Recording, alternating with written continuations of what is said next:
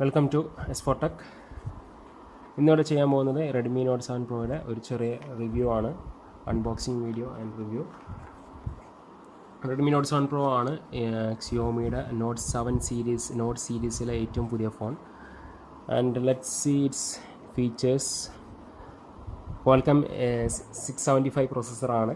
പിന്നെ ഏറ്റവും ഇതിൻ്റെ പ്രത്യേകത എന്ന് വെച്ച് കഴിഞ്ഞാൽ 48 MB ക്യാമറ, മെയിൻ ക്യാമറ ആണ്. ഏറ്റവും വലിയ റെസൊല്യൂഷൻ ഇറങ്ങിയ ഏറ്റവും വലിയ ക്യാമറയാണ് ഇപ്പോൾ ഉള്ളത്. പിന്നെ അതിൻ്റെ കൂടെ തന്നെ 5 MB ഡെപ്ത് സെൻസറുണ്ട്, പോർട്രേറ്റ് ഫോട്ടോസ് കിട്ടാൻ വേണ്ടിയിട്ട്. പിന്നെ അതിൻ്റെ 6.3 ഫുൾ HD ഡിസ്പ്ലേ ഉണ്ട്. അതിന് ചെറിയ കൂടെ ഒരു നോച്ച് ഡിസ്പ്ലേ ആണ്. Xiaomi വിളിക്കുന്നത് ഒരു ഡോട്ട് ഡിസ്പ്ലേ എന്നാണ് ഇതിന് വിളിക്കുന്നത്. പിന്നെ ഉള്ളതിൻ്റെ കൂടെ 4000 mAh battery, high capacity battery ആണ്. ഈ കോൺഫിഗറേഷൻ എന്ന് പറഞ്ഞാൽ 4 GB റാമും 64 GB മെമ്മറി ഉള്ളതാണ്. ഇതിൻ്റെ പ്രൈസ് എന്ന് പറഞ്ഞാൽ 13,999 ആണ്.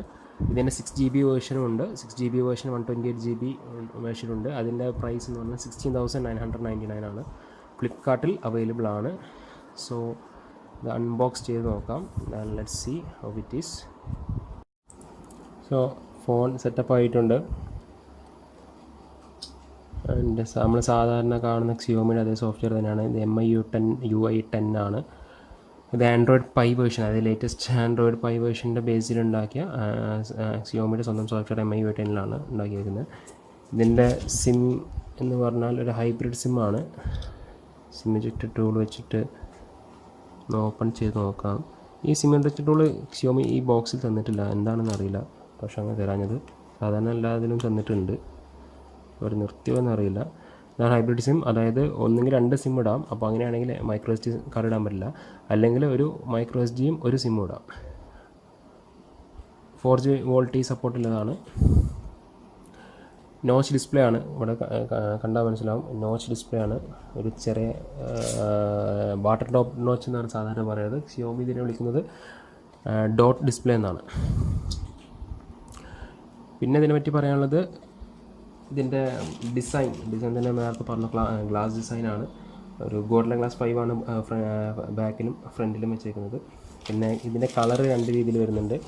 ഇത് ബ്ലാക്ക് ആണ്. ഇതിൻ്റെ കൂടെ തന്നെ നെപ്റ്റ്യൂൺ ബ്ലൂ പറഞ്ഞൊരു കളർ അവൈലബിൾ ആണ്. ഒരു നെപ്റ്റ്യൂൺ റെഡ് കൂടിയും വരുമെന്ന് പറയുന്നുണ്ട്, അതിപ്പോൾ അവൈലബിൾ അല്ല. 2 കളറിലാണ് ഇപ്പോൾ available, Neptune blue and Neptune red. പിന്നെ ഇതിന് വേറൊരു പ്രത്യേകത എന്ന് വെച്ചാൽ ഫസ്റ്റ് ടൈമാണ് ഒരു P2I വാട്ടർ റെസിസ്റ്റൻസ് കോട്ടിങ് കൊടുത്തിട്ടുണ്ട്. അതായത് ചെറിയൊരു മഴ, ഒരു ചെറിയ ചാറ്റിലൊക്കെ കൊണ്ടുകഴിഞ്ഞാലും ഇത് അങ്ങ് പിടിച്ചെന്നോളും, പ്രശ്നമൊന്നുമില്ല, വലിയ കുഴപ്പമൊന്നുമില്ല. ചെറിയ നനമൊക്കെ, അതായത് പക്ഷേ സ്വിമ്മിങ്ങിനൊന്നും കൊണ്ടുപോകാൻ പറ്റില്ല. വെള്ളത്തിൽ വീണ് കഴിഞ്ഞാൽ ചിലപ്പോൾ അതിൻ്റെ പണി തീരും. ചെറിയ രീതിയിലൊക്കെ വാട്ടർ റെസിസ്റ്റൻ്റ് ആണ്. പിന്നെ സ്പീക്കർ സിംഗിൾ ടൈപ്പ് സ്പീക്കറാണ്, സ്റ്റീരിയോ ഒന്നല്ല, ഒറ്റ സിംഗിൾ ഫയറിംഗ് സ്പീക്കറാണ്. പിന്നെ USB Type C ആണ്. പിന്നെ ഇതിൻ്റെ വെയിറ്റ് എന്ന് പറഞ്ഞാൽ ഒരു 186 ഗ്രാമാണ്. അത്യാവശ്യം പക്ഷേ വെയിറ്റ് തോന്നുന്നു അത്രയും ഫീൽ ചെയ്യുന്നില്ല. സാധാരണ Redmi Note 5H Pro ഒക്കെ വെച്ച് നോക്കുമ്പോൾ ഇതങ്ങനെയും വെയിറ്റ് അത്രയും ഫീൽ ചെയ്യുന്നില്ല. പിന്നെ ഒരു ഗ്ലാസ് ആയതുകൊണ്ട് തന്നെ അത് വീണ് കഴിഞ്ഞാൽ പെട്ടെന്നൊന്നും പൊട്ടില്ല. പക്ഷെ എന്നാലും ഒരു മെറ്റലായിരുന്നെങ്കിൽ അതിനേക്കാളും കുറച്ചുകൂടി ഫ്രാജൈലാണ്. പക്ഷേ ഒരു റിഫ്രഷ് ഡിസൈനാണ്. ഇപ്പോൾ അതിന് മുമ്പ് ഹോണറാണ് സാധാരണ ഇങ്ങനത്തെ ഒരു ഗ്ലാസ് ബോഡി സാധാരണ ഈ റേഞ്ചിൽ കൊണ്ടുവന്നിട്ടുള്ളത്. പിന്നെ ഡിസ്പ്ലേ 6.3 ഇഞ്ചാണ്. 6.3 ഇഞ്ച് ഫുൾ HD ഡിസ്പ്ലേ ആണ്. 19.5:9 റേഷ്യോ ഉള്ള ഒരു ഡിസ്പ്ലേ ആണ്. IPS LCD ഡിസ്പ്ലേ തന്നെയാണ് ഇതിലും. ഈ റേഞ്ചിൽ AMOLED കിട്ടുന്നില്ല. പക്ഷേ ഈ റേഞ്ചിൽ ഇപ്പോൾ സാംസങ്ങിൻ്റെ M സീരീസ് എല്ലാം, പിന്നെ A50 സീരീസൊക്കെ AMOLED കൊണ്ടുവരുന്നുണ്ട്. അപ്പോൾ എനിക്ക് തോന്നുന്നു ഇനി മിക്കവാറും അടുത്തൊരു ജനറേഷനിലൊക്കെ Xiaomi പിടിച്ചു നിൽക്കാൻ വേണ്ടി AMOLED കൊണ്ടുവരും. കളറെല്ലാം അത്യാവശ്യം നല്ല ഉഷാറാണ്. പിന്നെ ഇതിൽ നോച്ച് ഹൈഡ് ചെയ്യാനുള്ള ഓപ്ഷൻ ഉണ്ടാകും. പക്ഷേ IPS ഡിസ്പ്ലേ ആയതുകൊണ്ട് തന്നെ അത് നമ്മൾ നല്ല വെളിച്ചടിച്ച് കഴിഞ്ഞാൽ നമുക്കത് മനസ്സിലാവാൻ പറ്റുന്നു. പിന്നെ ഹാർഡ്വെയർ പറഞ്ഞു, ഒരു 675 ആണ് ഇതിൻ്റെ സ്നാപ്ഡ്രാഗൺ 675 ആണ് ഇതിൻ്റെ പ്രോസസ്സർ. അതായത് ഇതിന് അത്യാവശ്യം PUBG ഒക്കെ കളിക്കാനുള്ള ഉഷാറായിട്ട് PUBG ഒക്കെ കളിക്കാൻ പറ്റും. അതായത് സ്നാപ്ഡ്രാഗൺ 835 ഏതാണ്ട് ഇക്വലൻ്റ് ആണെന്ന് പറയാം. പക്ഷേ ഗ്രാഫിക്സ് അത്രയും സൂം കിട്ടില്ല. ഗ്രാഫിക്സ് ഒരു സ്നാപ്ഡ്രാഗൺ 710 അത്രയും ഒന്നും ഇല്ലാത്തൊരു സംഭവമാണ്.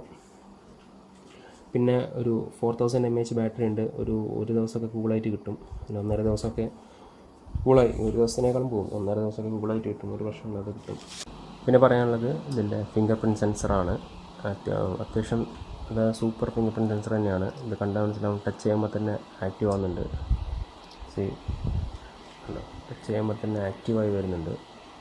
ഇത്രയും ഫാസ്റ്റാണ്. അത്യാവശ്യം നല്ല അടിപൊളി ഫിംഗർ പ്രിൻറ്റ് സെൻസർ ആണ്. അത്യാവശ്യം വളരെ ഫാസ്റ്റാണ്.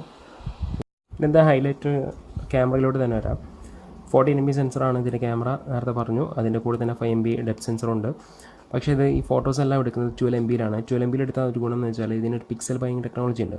Xiaomi വിളിക്കുന്ന പിക്സൽ ബൈനിങ് ടെക്നോളജി. അതായത് ഒരു 4 പിക്സൽസിനെ ഒരുമിച്ച് കമ്പൈൻ ചെയ്തിട്ട് ഒരൊറ്റ ഒരു വലിയൊരു ഇമേജായാണ് ഔട്ട്പുട്ടായി കിട്ടുന്നത്. അതുകൊണ്ട് തന്നെ നോയ്സ് എല്ലാം വളരെ കുറയും. നല്ല ഫോട്ടോഗ്രാഫി മീൻസ് അതിൻ്റെ ഗ്രെയിൻസ് ഒന്നും ഉണ്ടാവില്ല. ലോ ലൈറ്റിലൊന്നും ഇത് ചെറിയ തരികളൊന്നും ഉണ്ടാവില്ല. അത്യാവശ്യം നല്ല ക്ലാരിറ്റി തന്നെ കിട്ടും. പിന്നെ വേറൊരു ഫീച്ചർ നല്ല പോർട്രേറ്റാണ്. പോർട്രേറ്റിൽ ഇതിൻ്റെ കൂടെ തന്നെ AI ഉള്ളതുകൊണ്ട് തന്നെ ഇതിൽ സ്റ്റുഡിയോ ലൈറ്റിനിങ് ഉണ്ട്.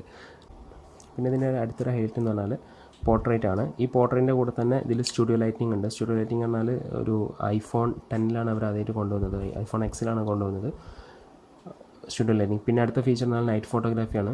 നൈറ്റ് ഫോട്ടോഗ്രാഫി എന്ന് പറഞ്ഞാൽ ഒരു സാധാരണ ഒരു സബ്ജക്റ്റിന് നൈറ്റ് ഫോട്ടോഗ്രാഫി വെച്ചെടുക്കുമ്പോൾ കൂടുതൽ ലൈറ്റിനെ അത് അബ്സോർബ് ചെയ്യും. കൂടുതൽ ലൈറ്റിനെ അബ്സോർബ് ചെയ്തിട്ട് ആ കിട്ടുന്ന ഇമേജ് കൂടുതൽ ലൈറ്റിന് കാണിക്കും. അപ്പോൾ ഇതാണ് നൈറ്റ് ഫീച്ചർ വെച്ചെടുത്ത ഫോട്ടോ, ഇതാണ് സാധാരണ എടുത്ത് വെച്ച ഫോട്ടോ. അതിൻ്റെ ആ ലൈറ്റ് ഡിഫറൻസ് മനസ്സിലാവും. ഇപ്പം നൈറ്റ് ഫോട്ടോഗ്രാഫിയിൽ ഒരു പ്രശ്നം എന്ന് വെച്ചാൽ കുറച്ച് നേരം തന്നെ അത് ഫോൺ ഹോൾഡ് ചെയ്യണം, ഒരു 1-2 സെക്കൻഡോളം ഹോൾഡ് ചെയ്യണം. എന്നാലേ അപ്പോൾ അത്രയും ടൈം അത് എക്സ്പോസ്ഡ് ആവുകയാണ് സബ്ജക്റ്റ്. അപ്പം അത്രയും നേരത്തേക്കാണ് ആ ലൈറ്റ് അബ്സോർബ് ചെയ്യുന്നത്. പിന്നെ ഇതിൻ്റെ ഡിസഡ്വാൻറ്റേജ് കുറച്ച് തോന്നിയിട്ടുള്ളത് ഇതിൻ്റെ ഫ്രണ്ട് ക്യാമാണ്. ഫ്രണ്ട് ക്യാം റിയർ ക്യാമറ വെച്ച് നോക്കുമ്പോൾ അത്രയും ഒന്നും പോരാ. പക്ഷെ എന്നാലും അത്യാവശ്യം നല്ല ക്യാമറ തന്നെയാണ്. റിയർ ക്യാം വെച്ച് നോക്കുമ്പോൾ ചെറിയൊരു മോശമാണെന്നേ ഉള്ളൂ, വേറെ കുഴപ്പമൊന്നുമില്ല. പിന്നെ ഒരു സിംഗിൾ ക്യാമറയാണ്, ഡബിൾ ക്യാമറ എന്നല്ല ഫ്രണ്ടിലുള്ളത്, സിംഗിൾ ക്യാമറ മാത്രമാണ്.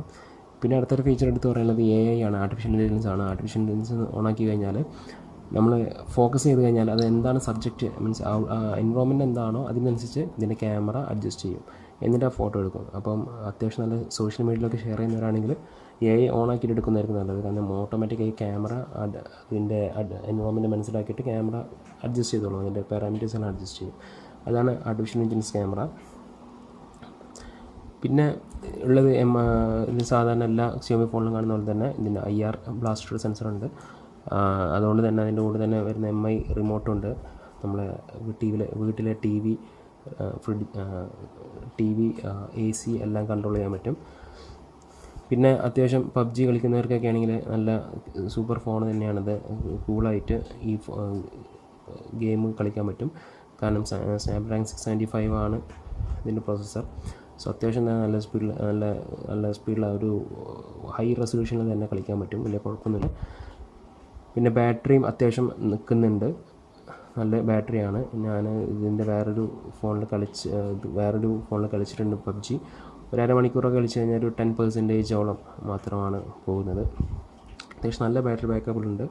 ഒരു 1.5 ദിവസം ഞാൻ ഈ ഫോൺ ഇതിൻ്റെ വേറൊരു ഫോൺ യൂസ് ചെയ്തിട്ടുണ്ടായിരുന്നു. Same Redmi Note 7 Pro net blue ആയിരുന്നു. അത് അത്യാവശ്യം ഒരു 1.5 ദിവസം ഒക്കെ കൂളായിട്ട് ഒരു ഒറ്റ ചാർജിൽ പോകും. സോ ഈ റേഞ്ചിൽ പ്രൈസ് നോക്കുകയാണെങ്കിൽ I would prefer Redmi Note 7 Pro തന്നെ എടുക്കാം. ഒരു മെറ്റൽ ബോഡി ഇല്ലാന്നേ ഉള്ളൂ, പക്ഷേ ഗ്ലാസ് റിഫ്രഷ് ഡിസൈൻ ആഗ്രഹിക്കുന്നവർക്ക് എന്തായാലും ഒന്ന് നോക്കാവുന്നൊരു ഫോണാണ്. പിന്നെ ഇതിൻ്റെ അവൈലബിലിറ്റി എന്ന് പറഞ്ഞാൽ ഫ്ലിപ്കാർട്ടിൽ അവൈലബിൾ ആണ്. 13,999 ആണ് 4GB 64GB വേർഷൻ കിട്ടുന്നത്. 16,999 ഇതിൻ്റെ 6GB and 128GB Rome version available ആണ്. അടുത്ത flash sale March 20th. So ഇത്രയാണ് ഇതിനെപ്പറ്റി പറയാനുള്ളത്. സോ ഈ വീഡിയോ ഇഷ്ടപ്പെട്ടെങ്കിൽ ലൈക്ക് ചെയ്യുക, പിന്നെ ഈ ചാനൽ സബ്സ്ക്രൈബ് ചെയ്യുക, and also please do share. Thank you.